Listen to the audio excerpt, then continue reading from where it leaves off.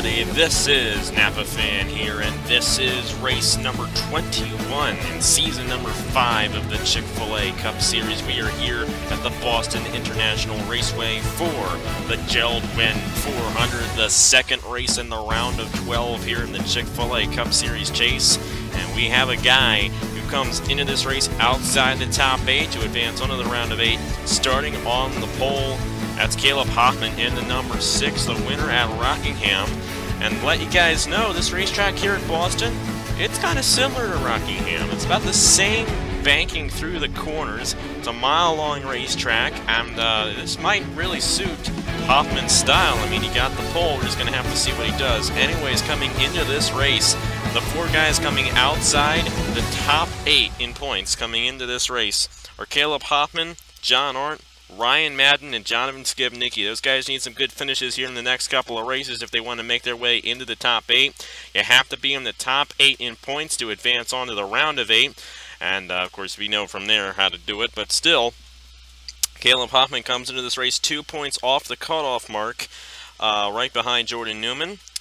And he would need to surpass Jordan Newman and maybe some other guys, depending on how the guys behind him do, if he wants to make it into the top 8. But then again, there are still 2 races left. This is just the middle race of 3 races in the round of 12. We got Talladega coming up on Friday. Yeah, Friday is when that race will be. And at that race, we will make our second eliminations and eliminate 4 more drivers from the chase. But right now, we got this race here at Boston. And let's go ahead and get these guys to roll off here. Get you guys a starting lineup for the Jeld-Wen 400 at the Boston International Raceway. Caleb Hoffman in the number 6, starting alongside the Daytona 500 winner Josh Alexander in the 34. We got a chase driver, Cameron Black, starting in 4th place there in the number 11. Jordan Newman in the 7s there, and somebody's going off. That's Nicholas Breton. We're going to reset it and then get to the rest of the starting lineup here for this race. Okay, and everybody should be rolling off this time. Aiden Shepard's going to be starting alongside Cameron Black in row number 2. And we got Jordan Newman, a chase driver here in the number 7, starting alongside Michael DeFeo. The points leader coming into this race, Trey Bartow, starting 7th. Alongside him, it's William Brock in the number 59. Trey Bartow looking very good in that number 4. He finished in 2nd place at Kansas yesterday. Good run for him. In that race, Cameron Gaju, Nicholas Gratton rounding out the top 10 starting positions here for the Jeld-Wen 400 at Boston. 60 laps, a little over 60 miles because this racetrack's 1.09 miles. But still, it's going to be a good race here at Boston. Green flag is out. Caleb Hoffman leading the field in the number 6. Turn number 1, Hoffman's going to take the advantage on the 34. Here comes Aiden Shepard, a rookie driver, taking 2nd. Really haven't talked about this 3 much this season, but he's got a good shot at getting a win here today. The number 3, as far as I know, won this race last season with Chris Dodd driving the car. Will the 3 go back to victory lane here at Boston? We're just going to have to see. The number 7, Jordan Newman, a chase driver, running in 3rd place. He comes into this race 8th in the points, only 2 points ahead of the cutoff mark. But a 3rd place finish would be great for this 7 team if they want to make it onto the round of 8. They've been kind of quiet because he hasn't gotten a win. Same goes for Cody Smart and Bryce Lofor. None of those 3 guys have won races this season, but they've all been doing an excellent job so far in the chase. And because they haven't won, we really haven't been talking about them that much. That's why I forgot them in the Kansas race. But I got them all in my head now, so don't worry. Caleb Hoffman still out front in the number 6. Josh Alexander falling back in the 34 on the outside. Aiden Shepard going for the lead, heading into turn number 1. Hoffman's going to drift up the racetrack. And the number 3 back up front here at Boston. The 3 finished 1st here last season. And Aiden Shepard looking to get a 2nd straight win for Richard Childress Racing. Jordan Newman in the 7, trying to become the highest chase driver in the field. He's going for 2nd place underneath of Caleb Hoffman. And we got Trey Bartow here as well. Did an oh my goodness, forget what I was going to say there. What word am I going to use here? Did an excellent job. Let's just say excellent. Excellent job at Kansas getting that 2nd place finish. He's going to move his way up to 3rd place. Hoffman stuck on the outside here in the number 6, Nicholas Gratton. And the number 17, running in 5th place right now, rounding out the top 5. Larry Ike, a former chase driver in the 98, running 6th. Matt Tuck, Josh Alexander, the number 83 of Seth Cole. Cameron Black, a chase driver, rounds out the top 10. Go through the field and see where the other chase drivers are in this race. There's John Arndt, who comes into this race outside the top 8. He's currently getting a good run there, 19th at the moment. And that's a good run considering that he is the 5th highest chase driver in the field. There is the number 21 of Cody Smart, a chase driver there. He's outside the top 20 right now, but still got a good finish at Kansas. You can see some other guys. Our last winner there, Alex Bonsignor on the inside, Matt Dalio, Jonathan Skibnicki, Stuart Gratton, all in a bunch back in here. All those guys chase drivers. Tyler Selsman's here in the 19 as well. Those guys are pretty deep in the field for this one. Ryan Madden, he's not getting a good run in the 22. He needs a good run if he wants to advance on. Did not get a good run at Kansas. Only got 4 points in that race, and he's deep in the field here at Boston. And the other chase driver in the field, Bryce Lofor, in the number 41. He's pretty deep in the field in this one as well. He had 29 points from Kansas. So far, we have not gotten a caution. However, I do believe we got at least 2 in this race last season. One of them happened during green flag pit stops, and that's when we might want to watch for a possible caution here in this race. Did not get a caution at the Kansas race yesterday. And I said that we'll probably get a caution in this race, but we're just going to have to see. The racing here at Boston is pretty neat and orderly. We still get a lot of passing, but not as much as we would, say, at a place like Kansas, maybe. I don't know. I mean, Kansas really doesn't have much passing either. But say, like Atlanta. Atlanta was a caution-free race this season. Of course, we got a lot of passing in Atlanta. But not as much passing here as Boston as there are on other racetracks. But we did get a pass for the lead. Aiden Shepard did pass Caleb Hoffman. Hoffman trying to move his way back up in the number 6. There goes Trey Bartow trying to take second from the number 7. And if Bartow could finish second place in this race, I'm pretty sure that would lock his spot onto the round of 8. He'd have enough points to make it on. And there he goes for second place on Jordan Newman in the number 7. Caleb Hoffman in the number 6, trying to move his way up, as I said. He's to the inside of Matt Tuck for 5th. But nonetheless, those 3 chase drivers, if they finish in the top 5, they'll definitely be well in the top 8 heading into the final race. But then again, you got to think the final race of this round is Talladega. You got to basically get a win. Or in Trey Bartow's case, just lock yourself on points before you head into that race, because that race is unpredictable. Of course, it's Talladega. What are you going to expect there? But it's best to get a win. It's best to lock your spot onto the round of 8 before Talladega, because that's always a crazy race there for what would be the Pop-Tarts 500 on Friday. Anyways, mainly single file throughout most of the field, but we do have some double wide action. And this is a hard place to move from the back of the field to get up front. We still get a lot of passing, but it's hard to move your way through the field here at this racetrack because of the single file racing. If you get stuck on the outside, you're going to fall back, but it's kind of hard to get guys stuck on the outside here at this racetrack. And because of that, we usually get those guys to stay behind the field for basically the whole race. Because guys like Noah Cars, Nicholas Samadillo, it's going to be really hard for those guys to move their way through the field. You got Bryce Lofor, that's bad news for the 41. There's Tyler Selsman, Jonathan Skibnicki, Stuart Grant, and Ryan Madden. 4 chase drivers all there, deep in the field. Matt Dalio moving his way up, and I'm going to say this right now. When he won the championship last season, we hardly talked about him at all during the whole chase.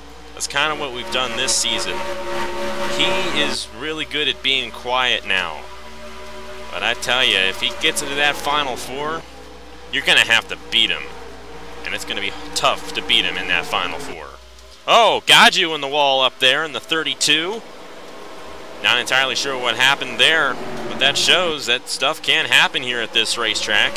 Even though it doesn't seem like that will happen, these guys have pretty good control of their race cars. Accidents can still happen at this racetrack. But like I said, Matt Dalio, definitely a guy you want to watch for. If he moves on to the round of 8, definitely got to focus on him. because if he gets into that Final Four, I say he has the best shot at getting it. He's a past champion, too. If he were to get the championship this season, he'd be the first guy ever to win back-to-back championships in this series. Not in the NRLOA. It's happened before in other series. I do believe the Brooks Elimination Series has had it before over on GMS Productions. Riley Smith, back-to-back champion in that series. But on NAPA-Fan, that's never happened. And with the amount of competitors we have in this series, that is a hard thing to do, but Matt Dalio has a pretty good shot at doing it this season.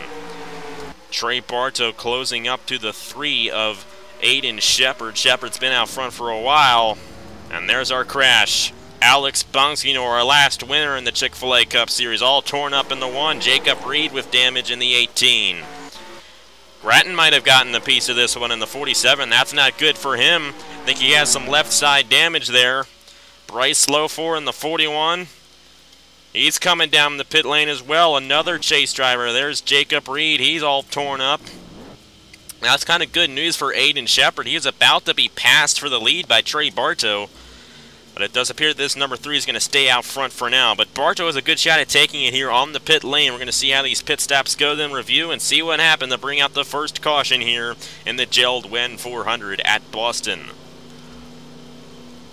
And Lofor is going to come back out in the 41, but he's going to be a lap down, so that's a tough break for him. Would like to point out, double file restarts are back. We tried it out without them. And I kind of figure for this race, double file restarts would be interesting. When we have those single file restarts, you're going to have the guys starting right in front of the leaders. I don't necessarily like that. That slows the leaders down, and the leaders do not deserve that. Now, the leaders do start on the outside of the slower lapped cars, but at least they have a clear racetrack in front of them. Maybe not to the side of them, but in front of them. And like I said, Bartow could get the win off the pit lane, and he did just that. Whoopsie. What button is that?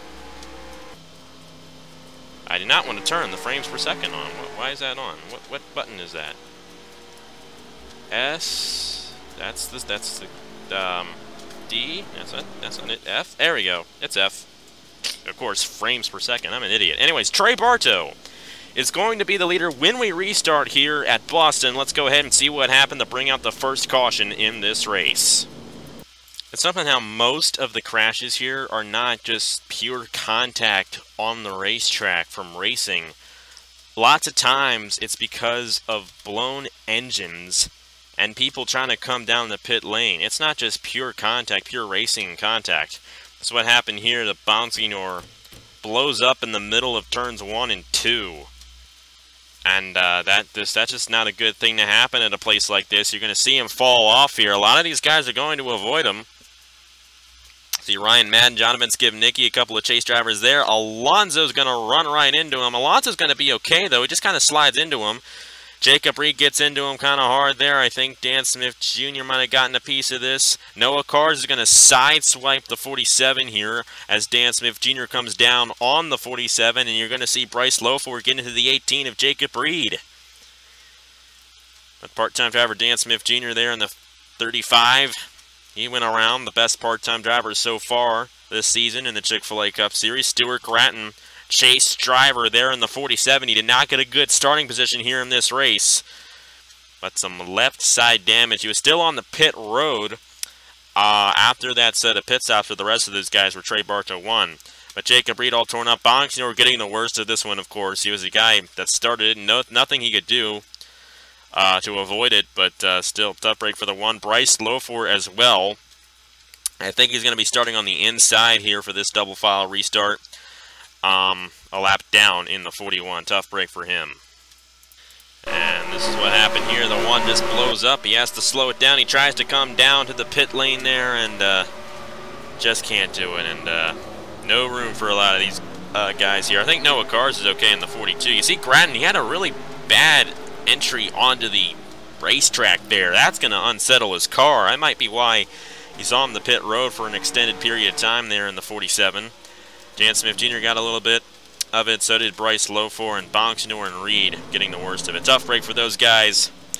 But hey, we must move on and continue here in the Jeld-Wen 400. That guy you see on your screen won the race off at the pit road. It's going to be Trey Bartow, the chase driver. You finished second in the first race of this round, currently leading here at Boston. Let's get to the restart. Back here at the Boston International Speedway, and it does appear Stuart Gratton, the only lap-down car in the field, is still on the pit road. So we're not going to have anybody start on the inside because Bryce Lofor's on the tail end of the lead lap in the 41. It's Trey Bartow, Aiden Shepard, Larry Ike, a couple of chase drivers here, and Jordan Newman and Caleb Hoffman. It's been Bartow, Newman, and Hoffman, the best chase drivers in this race so far. They've all basically been in the top 5 the whole race. See how they do. Cameron Black here in the 11's doing a good job. You see Stuart Gratton in the 47. He's going to return to the racetrack and make sure he gets onto the racetrack okay. Because sometimes it doesn't work out too well. But it'll be just fine there for the 47 of Stuart Gratton. Tough break for him, though. He's going to be 2 laps down in the 47. And it's going to take a lot to regain those positions.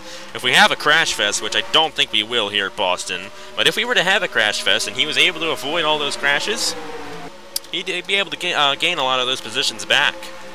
But I don't see that happening in this one. Bryce Lofor going a lap down in the 41. He's another chase driver. He's not going to get a good finish here today. Hoffman trying to become the 2nd highest chase driver in the field. He's going to get to the inside of Jordan Newman. That is for 4th. Larry Ike, a former chase driver, he got eliminated in the round of 16.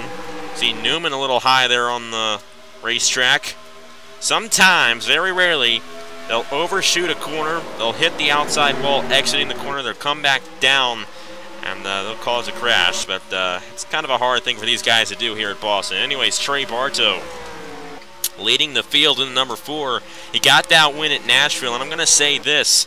The past 2 champions of the Chick-fil-A Cup Series got their first win in the regular season very late in the regular season. Cameron Garlington won the next to last race of the regular season in season number 3. He won the championship that season. Matt Delia won the 3rd to last race of the season, of the regular season, I should say, last season to win the championship. Bartow won the next to last race of the regular season at Nashville. I can almost sense this guy getting it. You know what? I'm just going to go ahead, make a shot-in-the-dark prediction. Trey Bartow's going to win the championship. I have no idea what's going to happen in the future. I have no control over it. But I think Trey Bartow's going to win this Chick-fil-A Cup Series championship this season. I can just sense it. A 5-season veteran in Trey Bartow. He's been having an outstanding season here. To that win, I mean, he really didn't start off too well for him, but he got that win at Nashville to get his way into the chase. He got that 2nd place finish at Kansas, and here he is leading the field at Boston. It's looking really good right now for this number 4. We're just going to have to see how he does. It looks like if he can get a top 5 finish in this race, I think he'll lock his spot onto the round of 8, and if he can do that, he's got a 50-50 shot at making it onto the final 4. We're just going to have to see what happens. But anyways, there's Josh Alexander, the Daytona 500 champion and former chase driver, running in 4th place right now. Seth Cole is up to 5th in the number 83. Caleb Hoffman falls back to 6th. Got Cameron Black here running in 7th. Jordan Newman is running in 9th right now in the number 7, trying to get around Tristan Allen in the number 2. You see what they do on the outside.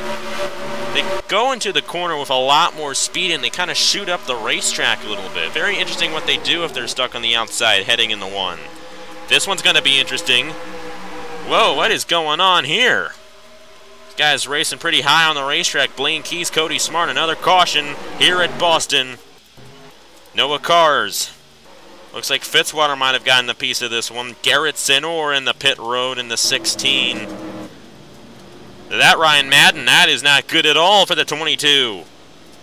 Remember, Ryan Madden only got 4 points at Kansas. It's not looking good for the 22. Of course, normally in the Sprint Cup Series, we'd love that, but we don't want that to happen to Ryan Madden. We don't want that to happen to anybody. And that's a tough break for the 22. It looks like he's going to be done with that much smoke pouring out his race car. That might be it for the 22. Going to have the 2nd set of pit stops here. Bartow leads the field down this time. Somebody else is smoking. I think it's Larry Ike. Larry Ike with a problem. That's the 3rd problem. I don't know if Ryan Madden's problem was caused by a crash or not, but Larry Ike blowing up in the 98. And It looks like Hoffman's going to come in here. Hoffman has the first pit stall. This is good news for Stuart Gratton. He's going to get his lap back or one of his lap backs, I should say. One of his laps back. He's 2 laps down. He's going to get one of them back. There'll probably be a couple guys getting knocked out in this one. Got to salvage as many points as you can because that cutoff point can come down to the finest point. That's what happened last season in the round of 12. The cutoff point was tied between Garrett Zenor and William Brock. I was nice enough to give it to both of them.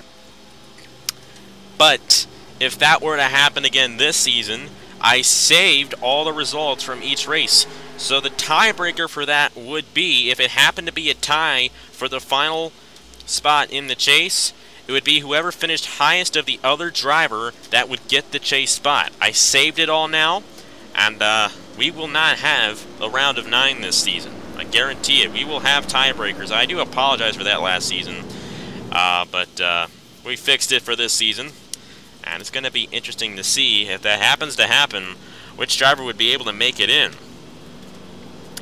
This is race 21 of the season. It would be an even amount of races. So if that doesn't happen, it will be points in the regular season that would determine the tiebreaker. That's the second tiebreaker. But the first tiebreaker is whoever finished highest of the other driver more times. Anyways, Bartow easily won the race off the pit lane. Aiden Shepard's going to be second. Caleb Hoffman up the third. Good run for him off the pit lane. Seth Cole and Josh Alexander round out the top 5. Let's go ahead, see what happened to bring out this second caution here in the Jeld-Wen 400 at Boston. This one here, another crash caused by a mechanical issue. Garrett Zenor running just fine in the 16, and all of a sudden something happens. He slows down tremendously. You see Tyler Selzman here in the 19 is going to scrape him. He's in the middle of all these guys. Alonso barely misses him. And I gotta say, too, Garrett Zenor, past 3 seasons of the Chick-fil-A Cup Series, he's been outstanding.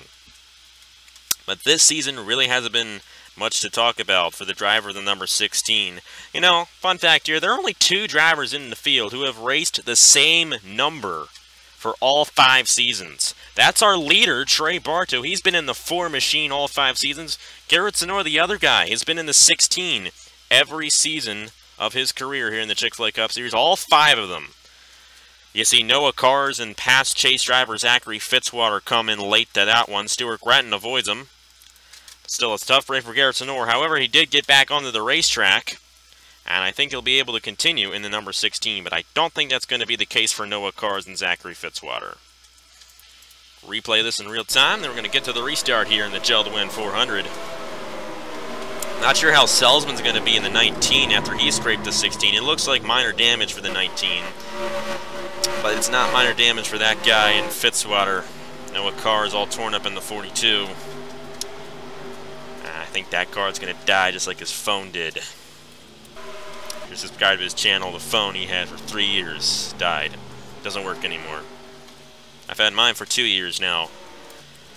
I'm not looking forward to next year. But anyways, tough break for those guys involved. Sort of good news for the 47. Now, Ryan Madden was not involved in that, but I do believe he just randomly blew up.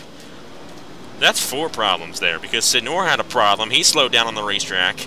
Ryan Madden, a chase driver in the 22, who comes into this race 11th in the points. Got to be in the top 8 to advance on. He comes in 11th in the points, and he has an issue in the 22. And then Larry Ike in the 98, also with a problem. A former chase driver there was running in the top 5. He was running 2nd when this happened.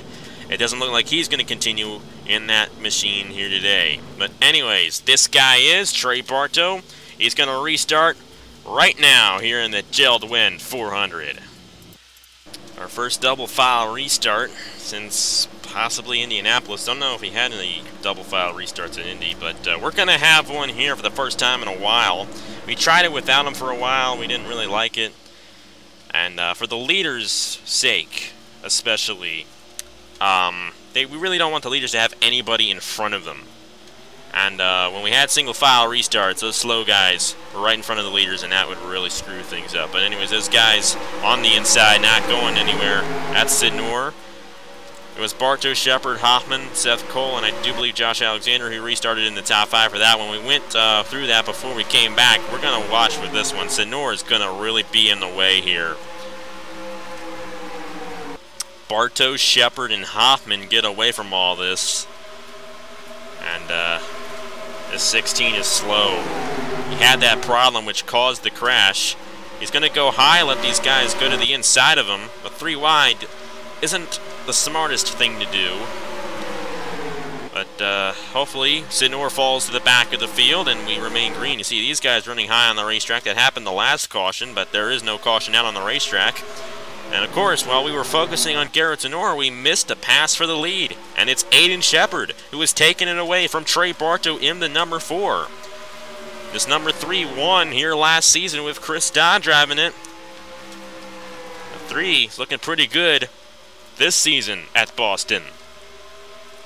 But you cannot count out Trey Bartow and Caleb Hoffman. 10 seasons of experience between those two guys, between one. These guys know a lot of tricks in the book. They've raced in every single points race in the Chick-fil-A Cup Series. They know what they're doing. But that's not to say that Aiden Shepard can't pull it off. This guy's pretty good, trying to get his first Napa fan win. He's going to have to hold off this guy, though. Bartow's going to get back to the inside and get that run on the inside. They're going to be side by side, exiting 2. Now let's not count out this guy as these guys go side by side. Hoffman's definitely going to close in here. Bartow, he's going to take it from the 3. And Trey Bartow is going to lead lap 42 here at Boston. Hoffman's going to take second away from Aiden Shepard. Or is he? Shepard got a good run there on the outside, but like I mentioned earlier, those guys that they're stuck on the outside heading in the 3, they go in with a lot of speed and they kind of drift up the racetrack, and that hurt Aiden Shepard. He's going to fall back to 3rd. And now it's a race between Trey Bartow and Caleb Hoffman, a couple of chase drivers. Now Bartow can finish 2nd, and I think he can still lock his way on to round number 3. But Hoffman, if he gets a win, he got the win at Darlington to lock his spot in the round of 12. If he were to win this race, he'd be locked in. And if Bartow were to finish 2nd, I think Bartow would also be locked in to the round of 8. We're just going to have to see. Shepard closed back in, though. He's going to get in the way of Hoffman's plans here. He's going to take 2nd away from the 6. You see the line they're running there. Bartow kind of using a middle lane there. Going to get the run off the corner. He's going to pull away a little bit from the side-by-side battle behind him. Hoffman's going to drift up the racetrack, allow Shepard to take 2nd. Hoffman's going to go to 3rd. And these guys back here, they're a little ways back to catch up to these leaders. Josh Alexander running in 4th. Michael DeFeo in the 20. He's up to 5th place in that Joe Gibbs racing machine. Highest Toyota in the field. But it's Trey Bartow leading the field with now 14 laps to go as they cross the line this time. It's going to be one of these 3 guys. I don't know if we're going to have another set of pit stops, however. We came in, I think it was like about lap 35, I think. That's about 25 laps to go to the end. 25 miles. That's a close one. It depends on how the racetrack was designed. Quite honestly, it depends on how the racetrack was designed. This is a fictional racetrack. This is the only fictional racetrack that the Chick-fil-A Cup Series goes to for a points race. We go to Armory Digital for the All-Star race, but this is the only fictional racetrack we go to for a points race. It's definitely an interesting racetrack here, and the fact that it was built from the ground up definitely poses some questions on how the pit stops could go. Of course, if we get another caution, these guys will most likely come in to top off and maybe get tires, and then it's on from there. But the caution would have to happen here soon if it were to have another restart. Aiden Shepard's closing in. I want to mention here, Jonathan Skibnicki came into this race last in the points. Something happened to him. I don't know what. He's running 33rd right now. He is currently beating Bryce Lofor, Stuart Gratton, Ryan Madden, fellow chase drivers there. But the way it's looking like Skibnicki's going to be outside the top 8 heading into Talladega along with Ryan Madden. I do believe Gratton might fall outside the top 8. And I'm not entirely sure who else will join those 3 guys. to be in the 4 bad positions heading into Talladega. Of course, if you win at Talladega, you're automatically on. We saw Cameron Garlington do that in season number 1. Any of you guys remember that? He was driving the number 10 that season. He was in the chase. He was deep in the points. He was still in the chase in the round of 12, but he was deep in the points heading into that final race in the round of 12 at Talladega. But he got the win, and he got on to the round of 8. Didn't make it onto the final 4, but still, if you can get onto the round of 8, you can get onto the round of 4. It's possible. You got a 50-50 shot at it. Anyway, Trey Bartow holding off the 3 for now. Will Bartow be able to get this win here at Boston and lock his spot on to round number 3? Let's not count out this guy here. He's closed up. Josh Alexander in the 34, winner at Daytona and Talladega this season. He's at the 4th place. Of course, he's been in 4th place, but he's closed up to this lead pack here. Aiden Shepard. That's not good for Trey Bartow if the 3 gets to the inside of him. Hoffman still back in here in the 6. All these guys have a lot of potential to win this thing, but the laps are counting down, and Bartow wants those laps to count down even quicker. But he's got 6 more to maneuver. Oh my goodness, 6 more to. Oh my goodness, I can't even say that. I'm trying to say maneuver. I can't do it for some reason. 6 more to maneuver for Trey Bartow in the number 4 here at Boston. Trying to hold off Shepard, Hoffman, and Alexander. Will he be able to do it? I see Shepard kind of running up the racetrack there. That's going to give second to Hoffman. That's great news for Hoffman. I don't know if Bartow wants to see that, though, because Hoffman can strike. And let's not count out the Daytona 500 champion. If you win a Daytona 500, you're automatically good, okay? I don't care what else you've done on the channel. If you win the Daytona 500, you're good. People are going to look at you like that. You're good, no matter what else you've done. If you win the Daytona 500, you're automatically good. With that side-by-side battle going on, Bartow's pulling away. That actually is what Bartow wants to see. He wants to see those guys battle for second side-by-side. These tires are wearing off, and it's getting harder for these guys to pass, but it's still possible. Hoffman's trying to get that run on the inside. Shepard's going to put himself into the wall. Oh, that's close there. Hoffman's going to take second, but it's 3 to go for Bartow, and I don't think Hoffman's going to have enough time to close up to him. Josh Alexander's going to take third. If he gets to the inside of Hoffman, it's over. Hoffman needs to hold the inside lane here. He's going to drift up a little bit, but he's going to close up on Bartow, and so is the 34. 2 laps to go. Josh Alexander's going to take second, and he's right on the 4's bumper. Hoffman trying to get the run on the outside. That's his only chance. Where did John Art come from? Look at this chase driver up the 4th. Good run for John Art here today at Boston. Jordan Newman as well, Cameron Black, Matt Dalio. I tell you, he finds his way into the top 10 every single time. White flag for Trey Bartow, trying to get his 2nd win of the season. The 5-season veteran trying to move on to the round of 8. They're 3 wide back in there. John Art in the middle of Hoffman and Shepard. It's over. It's Bartow in the number 4. Who's going to come out of turn number 4 and get the win in the Jeld-Wen 400. He's on to the round of 8 in the Chick-fil-A Cup Series. He held him off. All those guys battling for second is what gave Trey Bartow the win. And that might be Trey Bartow's 6th career win, possibly. I think it's his 5th. I'm not entirely sure. John Art was able to rally through the field to take 3rd. Caleb Hoffman, a nice 5th place finish. He's going to move his way outside. Or wait, he's going to move his way inside the top 8. That's what he wants to do. Jordan Newman will do the same. He's going to move his way even farther into the top 8. Cameron Black, a nice 9th place finish. And Matt Dalio, that guy is good, I tell you. Matt Dalio might be 2nd in the points behind Bartow for this one, exiting here at Boston. But a great race for Trey Bartow. Kind of dominant near the end of this one, but he really had to hold those guys off. If Alexander did not get to the inside of Hoffman and Hoffman was able to stay single file, Hoffman, I think, would have won this race. But still, nonetheless, a great finish for Caleb Hoffman, the 3rd highest chase driver in the field. We had 5 chase drivers. No, 6. I can't even count. Yeah, it's 6. Half of the chase drivers in this race finished in the top 10. Cody Smart with a 14th place finish. That's good for the 21. He's got a lot of points heading into Talladega. You see Tyler Sells the next highest in 25th. Pretty deep in the field. Then those guys who didn't really do so well. Ryan Madden out with a piston issue in the number 22. And you see Skibnicki, Lofor, Grattan.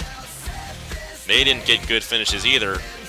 I think it's going to be Skibnicki, Lofor, Grattan, and Madden who are going to be the 4 guys that are not going to be in the top 8 heading into Talladega. I'm pretty sure. You guys will see the points at the end of the video, of course, and you'll know that one. But we do know this. Trey Bartow is on to the round of 8. Has nothing to worry about at Talladega. Got that 2nd place finish at Kansas and gets this win here at Boston in the Jeld-Wen 400. Congratulations to him on that victory. So here are the points for the Chick-fil-A Cup Series. Thank you guys very much for watching, and that is it for me. I will see you guys later.